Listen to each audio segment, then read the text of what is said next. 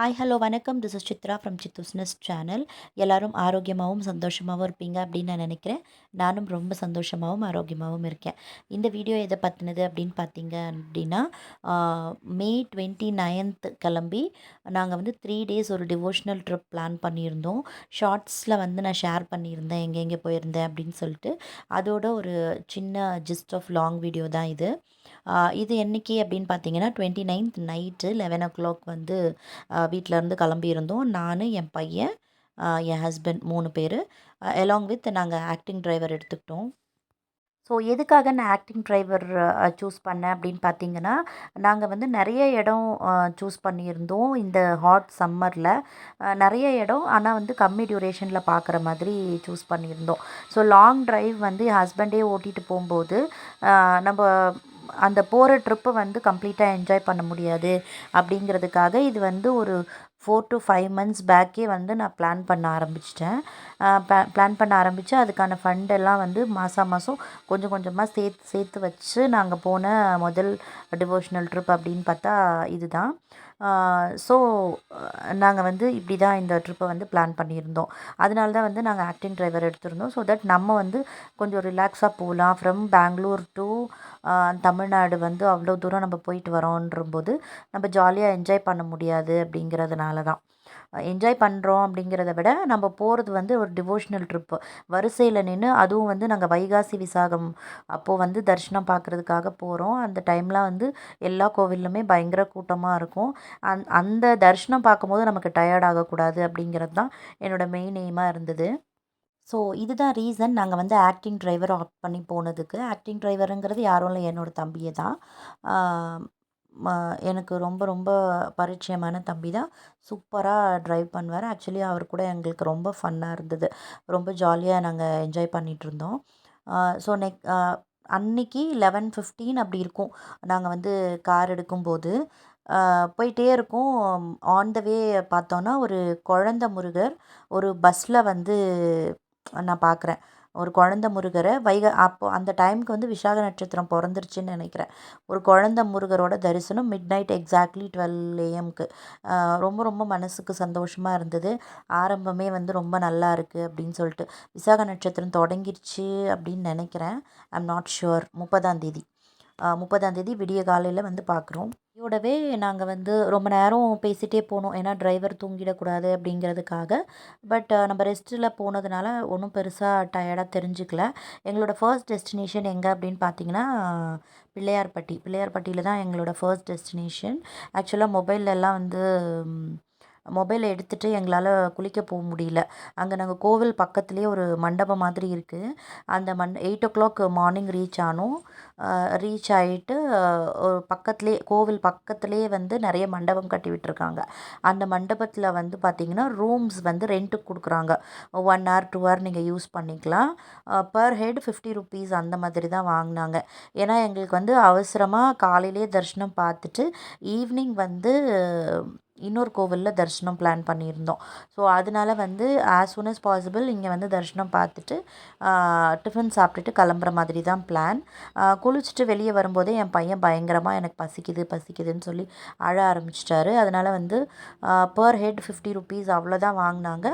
நமக்கு வந்து ஒரு பாத்ரூம் தராங்க, ஒரு பக்கெட், ஒரு மக்கு கொடுத்துட்றாங்க. மற்றபடி டாய்லெட்ரிஸ்லாம் நானே பேக் பண்ணி எடுத்துகிட்டு போயிருந்தேன். ஷாம்பூ, ஹேர் ட்ரையர் எல்லாமே எடுத்துகிட்டு போயின்றதுனால நம்ம போய் குளிச்சுட்டு 4 பேரும் குளிச்சுட்டு ப்ரஷ் பண்ணிவிட்டு ஆக்சுவலாக அங்கே போனப்புறம் ஒரு ஃபன்னாக இருந்தது. என் ப்ரஷ்ஷு வந்து என்னால் எடுக்கவே முடியல. எங்கே வச்சேன்றது மறந்துட்டேன். அங்கே வந்து வேப்ப மரம் இருந்தது. வேப்ப மரத்துலேருந்து குச்சி உடச்சி நாங்கள் வந்து அன்னைக்கு வந்து நாங்கள் அந்த வேப்பங்குச்சியில் தான் பல் விளக்குனோம். பல் விளக்கிட்டு குளிச்சுட்டு கோவிலுக்கு போகலான்னு வரும்போது குழந்தைக்கு வந்து பசி எடுக்க ஆரம்பிச்சிருச்சு. ஸோ இம்மிடியேட்டாக நேராக ஹோட்டல் போயிட்டு டிஃபன் சாப்பிட்டுட்டு போனால் தான் அவன் வந்து நிம்மதியாக சாமி பார்க்க விடுவான் அப்படிங்கிறதுனால டிஃபன் சாப்பிட்டுட்டு கோவில் பார்க்க போனோம். டிஃபன் சாப்பிட்ட உடனே அவன் என்ன சொல்லிட்டான்னா, நைட் ஃபுல்லாக முழிச்சிட்டு வந்ததுனால எனக்கு தூக்கம் வருது, நான் தூங்கணும் கார்லேன்னு சொல்லிட்டான். ஸோ அந்த டிரைவர் தம்பி எங்கள் கூட வந்தார் இல்லையா, அவர், என் பையன் 2 பேரும் கார்லேயே தான் இருந்தாங்க. சரி, அவன் வந்து ரொம்ப டயர்ட் ஆயிட்டான் அப்படின்னா, ஈவினிங் பார்க்குற தரிசனமும் பார்க்க மாட்டான். ஸோ, அதனால நாங்க என்ன பண்ணுவோம்னா, okay let him take rest அப்படின்னு சொல்லிட்டு அவன கார்லயே தம்பிகிட்ட விட்டுட்டு, நானும் என் ஹஸ்பண்ட் மட்டும் தரிசனம் பார்க்க போயிருந்தோம். இதுதான் பிள்ளையார்பட்டி கோவில். கோவிலுக்குள்ளார வந்து எந்த கோவில்லையுமே வந்து ஃபோன் எடுத்துகிட்டு போக அலோ பண்ணுறதில்ல. ஸோ, முடிஞ்ச வரைக்கும் நான் வெளியே இருந்தது மட்டும் தான் எடுத்தேன். இது வந்து கர்ப்பகிரகம் நம்ம போகிறதுக்கு முன்னாடி ஒரு பெரிய குளம் இருக்குது. குளத்துக்கு வந்து எந்த ஆக்சஸும் இல்லை. எல்லாமே லாக் பண்ணி வச்சுருந்தாங்க. இந்த தேங்காய் உடைக்கிறாங்க இல்லையா? இதுக்கு நேரா அந்த ஆ குடில் மாரி இருக்கு பாருங்க. அதுக்குள்ளார போம்போது தான் நம்மளால தரிசனம் பார்க்க முடியும். ரொம்ப, ரொம்ப, ரொம்ப அழகா இருந்தாருங்க பிள்ளையார். நிஜமாவே ஆக்சுவலா இனிஷியலா நாங்க இது பிளான் பண்ணும்போது, நாங்க பிள்ளையார்பட்டி போற பிளானே எங்களுக்கு இல்ல. பட் திடீர்னு தான் எனக்கு தோணுச்சு. ட்ரிப்பு போறதுக்கு ஒரு நாள் முன்னாடி தான் எனக்கு என்ன தோணுச்சுன்னா, ஓகே நம்ம மொத போம்போது பிள்ளையார்பட்டி பார்த்துட்டு, அதுக்கப்புறமா வந்து நம்ம மதுரை போகலாம் அப்படின்ற பிளான்ல தான் திடீர்னு தான் இந்த 27th அப்படி தான் நான் முடிவு பண்ணுறேன். பிள்ளையார்பட்டி போகலாம் அப்படின்னு சொல்லிட்டு. ஸோ, அங்கே தேங்காய் உடைக்கிற இடத்துலயே பக்கத்தில் பார்த்தீங்கன்னா, நெறைய பேர் விளக்கு போடுறாங்க. அருகம்புல்லாம் அங்கே எப்படி விற்கிறாங்கன்னு பார்த்தீங்கன்னா, ஆ பெரிய விநாயகரா இருக்காரு. நீங்க வந்து ரூ. 500க்கு வாங்கிட்டு போனா தான் கரெக்ட்டா இருக்கும். அப்படின்னு சிலவங்க சொல்றாங்க. ரூ. 50க்கு வாங்கிட்டு போறவங்களும் இருக்காங்க. ஸோ, நான் வந்து ரொம்ப பெருசாலாம் வாங்கிட்டு போல. நான் வந்து கொஞ்சம் சுமாரா ₹100க்கு வாங்கினேன் அப்படின்னு நினைக்கிறேன். ₹100க்கு வாங்கிட்டு மல்லிகைப்பூ தலைக்கு வாங்கி வச்சுட்டு, ஸோ போயிருந்தோம். பயங்கர சூப்பரான தரிசனம் இருந்தது. கோவிலுக்கு 2 பக்கத்துலேயும் வந்து நம்ப வீட்டு ஃபங்க்ஷன்ஸ் ஏதாவது இருந்தால் நம்ம வந்து பண்ணிக்கலாம். அங்கே வந்து அந்த புரோகிதர்கள்லாம் இருக்காங்க. அவங்கள வச்சு நம்ம எந்த வீட்டு ஃபங்க்ஷன் வேணாலும் நம்ம வந்து அங்கேயே அரேஞ்ச் பண்ணிக்கலாம். ஸோ அந்த மாதிரி ஒரு ஃபங்க்ஷன் தான் இது அங்கே நடந்துட்டுருந்தது. 60ஆம் கல்யாணம் நடந்துட்டுருந்தது. ஒரு பெரிய ஃபேமிலி. எல்லாரும் பாருங்க ஒரே மாரி ட்ரெஸ் கோட்ல வந்துட்டு, அந்த அங்கிளுக்கும், ஆன்ட்டிக்கும் 60ஆம் கல்யாணம் பண்ணிட்டுருந்தாங்க. மனசுக்கு ரொம்ப ரொம்ப சந்தோஷமா இருந்தது. ரொம்ப மங்களகரமான விஷயங்களே கண்ல படுது அப்படிங்கிறது. ஆக்சுவலா 60ஆம் கல்யாணம் பண்றது பார்க்குறதுக்கெல்லாம் ஒரு ஒரு குடுப்பன வேணும் அப்படின்னு சொல்லுவாங்க. மேபி அவங்க நமக்கு சொந்தக்காரங்களா இல்லாம இருந்தாலும், எனக்கு அது ஒரு பெரிய ஆசீர்வாதமான மொமெண்ட்டா தான் இருந்தது. அம். ரொம்ப நிறுத்தி நிதானமா கிட்டத்தட்ட தரிசனம் பார்க்குற இடத்துல மட்டுமே ஒரு 2 மினிட்ஸ் தொடர்ந்து நம்மள நிற்க வச்சு பார்க்க விடுறாங்க. எனக்கு அது வந்து ரொம்ப ரொம்ப சந்தோஷமா இருந்தது. அ அவ்வளோ அழகான தரிசனம் பார்த்துட்டு வந்தோம் பிள்ளையார்பட்டியில. ஆக்சுவலா என் பையன் வந்து மிஸ் பண்ணிட்டாரு. அப்படி தான் நான் சொல்லணும். பாருங்க எவ்வளோ பெரிய ஃபேமிலி. அவங்க வந்து ஒருத்தரா போயிட்டு அவங்களுக்கு வந்து தண்ணி ஊத்தி 60ஆம் கல்யாணம் பண்ணிட்டுருந்தாங்க. ஸோ அந்த கோவில் பக்கத்துல 2 மண்டபம் இருக்குன்னு சொன்னேன் இல்லைங்களா? அங்க தான் வந்து எந்த ஃபங்க்ஷனுக்குனாலும் வந்து ஹோமம் பண்ணுறது எல்லாமே பண்ணுறாங்க. லைனும் ரொம்ப பெருசாலாம் இல்ல. லைன்ல நின்றோம். பட் ரொம்ப கூட்டமா அந்த மாதிரியெல்லாம் தெரியல. நாங்க போற நேரத்துக்கு மார்னிங்கே போயிட்டதுனால, ரொம்ப ஈஸியா தான் இருந்தது தரிசனம் பார்க்குறது. அவ்வளோ அழகான தரிசனம். என் ஹஸ்பண்ட்க்கு பயங்கர ஹாப்பி. ஏன்னா, அவர் வந்து ஒரு தீவிரமான விநாயகர் பக்தர். அவரு ஃபர்ஸ்ட்லாம் வந்து இந்த வராகி அம்மன் டெம்பிள்க்குலாம் வராதுக்கு முன்னாடி அவர் விநாயகர் மட்டும் தான் கடவுள் அப்படின்னு சொல்வாரு. ஸோ அந்த மாதிரி பயங்கரமான விநாயகர் பக்தர். ஆக்சுவலா அவர் நெறைய தேங்க்ஸ் சொன்னாரு எனக்கு. இந்த ஸ்பாட் சூஸ் பண்ணதுக்கு ஐம் வெரி ஹாப்பி.